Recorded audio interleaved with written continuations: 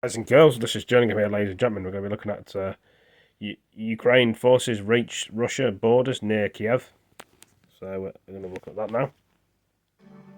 Now let's turn to the war in Ukraine. A Ukrainian military unit fighting north of Kharkiv says that it has actually reached the Russian border. Ukrainian officials saying that Russian forces are retreating from the north following Ukraine's counteroffensive. But it's very clear the phone's on low battery as well, so need to intensifying attacks in the east. A missile strike also damaged more civilian targets in the southern city of Odessa. Joining me right now is CNN military analyst, retired Major General Dana Petard. It's good to see you, General. So Ukraine is making gains around Kharkiv from all reports. I mean, this one unit we have video of saying that it reached the Russian border, releasing video, it says, shows a small group of soldiers carrying this blue and yellow stake to the borderline. What do you think these moves mean for where the battle's headed now? Well, good morning, Kate. It really shows that the Ukrainians, they've been fighting tough in this intense conflict, but they are showing some success. Obviously, they showed success around the Kyiv region, repelling the Russian attack there. And now in Kharkiv, the counterattacks have been very successful. They're pushing the Russians to their border. Now the Russians are going to try to mass forces and push them back, but it's going to be very difficult for the Russians to do that because they don't have the force structure to be able to fight in Kharkiv and still push down the Donbass region. They also don't have the force structure really to take Odessa. That's why we're seeing missile attacks instead of really troop movements towards Odessa. And so it's going relatively well for the Ukrainians from perspective of based on the defensive weapons they have.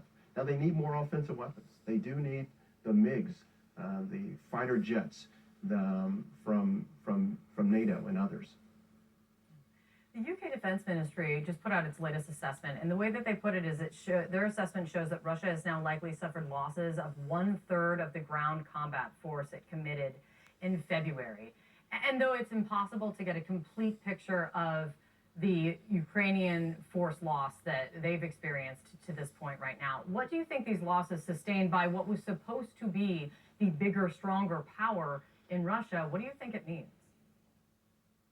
Well, it means a lot of things. First of all, Ukraine has become this meat grinder for Russian forces. To lose nearly 1/3 of the force that they first committed is amazing. It's not going well for the Russians at all. They've had so many issues, whether it's logistical issues, they've had command and control issues, they've had issues with morale overall.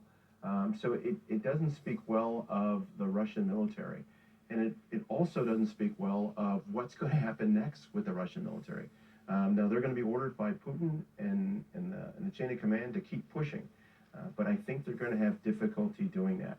So we're going to see more or less a stalemate in eastern Ukraine. And at the very same time, things are progressing in terms of NATO membership. Finland and Sweden now formally announcing that they intend to move forward with it, to join NATO. What's your view on this? What does their addition to NATO mean, especially when we know that the understanding is it could take up a year for the membership to fully go through, and what that means in the interim?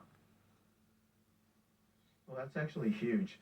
Been to both Finland and Sweden and worked with their militaries in the past.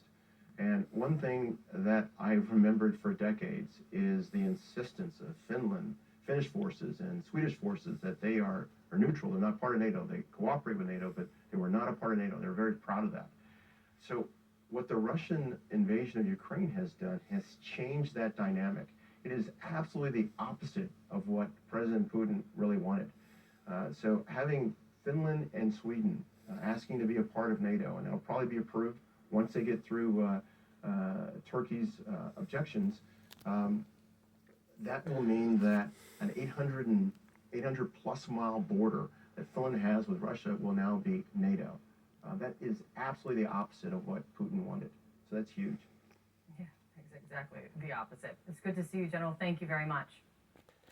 Well, guys and girls, ladies and gentlemen, hope you all enjoyed that. Thank you for joining me, and I will see you in the next video. Take it easy. Peace.